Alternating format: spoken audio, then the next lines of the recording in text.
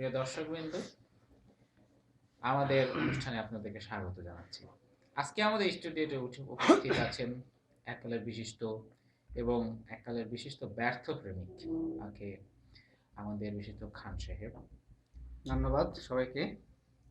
তো খান সাহেব, আমাদের স্টুডিওতে আসার জন্য আপনাকে অশেষ ধন্যবাদ। তো আমার প্রথম কোশ্চিন আর কি, প্রথমে কোশ্চিনের দিকে চলে যেতে চাচ্ছি বিলম্ব না করে। আপনি এই যে আপনাকে আর কি ব্যর্থ প্রেমিক বলা হয়, এইটার যথার্থতা কতটুকু? আচ্ছা, আসলে ব্যর্থপ্রেমিক আসলে এই অর্থে আমি বলবো যে বি সিরিয়াস। আসলে ব্যর্থ বলতে আমি তো আসলে ব্যর্থ না।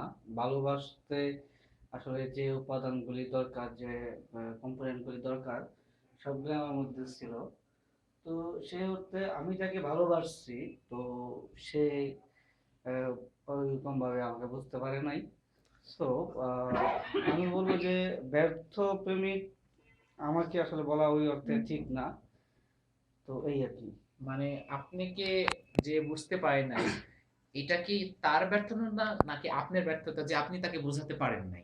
আমি এটাই বলতেছিলাম যে অবভিয়াসলি হয়তো বা আমি তাকে বুঝাইতে পারি নাই, কিন্তু সেই অর্থে আমি বুঝাইতে পারি নাই এই অর্থে ব্যর্থ, কিন্তু আসলে আমি ব্যর্থ প্রেমিক না।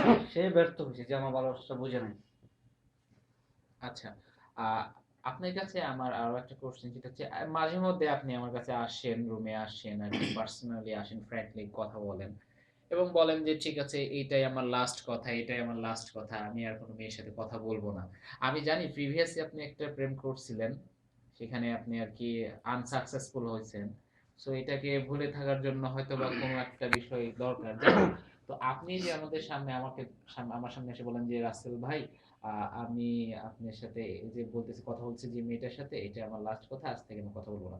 তারপরও দেখা যাচ্ছে তদন্ত করতে যে দেখা যায় যে হ্যাঁ, আপনি আর কি কথা বলতেছেন।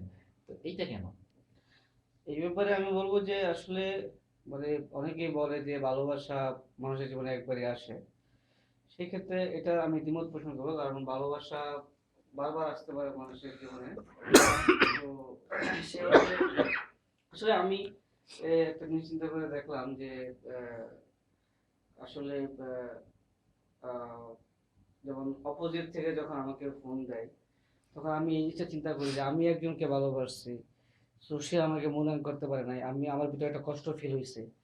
তো অপোজিট থেকে যখন আমাকে প্রপোজ করা হয়, হতে পারে যে ওর কোনো কারণে আমাকে ভালো লাগছে, তো তখন আসলে আমি ওই দিকটা চিন্তা করি যে আমি যেহেতু কষ্ট পাইছি, সেই ক্ষেত্রে ওই মেয়েটাকে আমি কিভাবে কষ্ট দেবো, ঠিক আছে? তো সেই অর্থে আসলে আমি করি না আর কি। তো আমি আসলে কষ্ট দিতে চাই না বিদায় আসলে এইটা মানে আমি সাড়া দিই আর কি, আর কিছু না, ঠিক আছে? আচ্ছা, আপনার কাছে আসলে কি আমরা আহ, আমাদের অনেকে স্টুডিওতে টিভিতে দেখতেছেন। সো আমরা একটু দর্শকদের কাছ থেকে আর কি মতামত জেনে নিই। দর্শকবৃন্দ, আপনারা যদি খান সাহেবকে কোনো কোশ্চিন করতে চান, তাহলে আপনারা প্লিজ প্লিজ ফোন করবেন 0188000999 নাম্বারে। আর স্ক্রিনে দেখানো যাচ্ছে না, আমি বলতেছি এই জন্য, স্ক্রিনের প্রবলেমের জন্য। যাক, এই কথা বলতে বলতে একটা ফোন এসে পড়ছে। বাইরে একটু উম, আমরা একটু দর্শকের কাছ থেকে শুনে নিই। Hello, hello. একটু লাউডে দিয়ে কথা বলে। হ্যালো, আপনার নাম কি জি, এবং আমার নাম অর্ণব চৌধুরী। আপনি কোথা থেকে আমি বলতেছেন? মিরপুর 2 থেকে বলতেছি। আপনি প্রশ্ন করেন খান সাহেবকে। হ্যাঁ, খান সাহেব, আমি সবার মুখে শুনছি যে আপনি বিশ্বপ্রেমিক, আপনি রিয়াল প্রেমিক। হ্যাঁ, এই এই বিষয়টা মন্তব্যে। এই বিষয়টা নিয়ে আমি বলবো যে আমি আমি আসলে গর্ব করি আমার নিজের নিয়ে, যে আমি মানে কাউকে ভালোবাসতে পারছি আসলে মন থেকে। হবে না।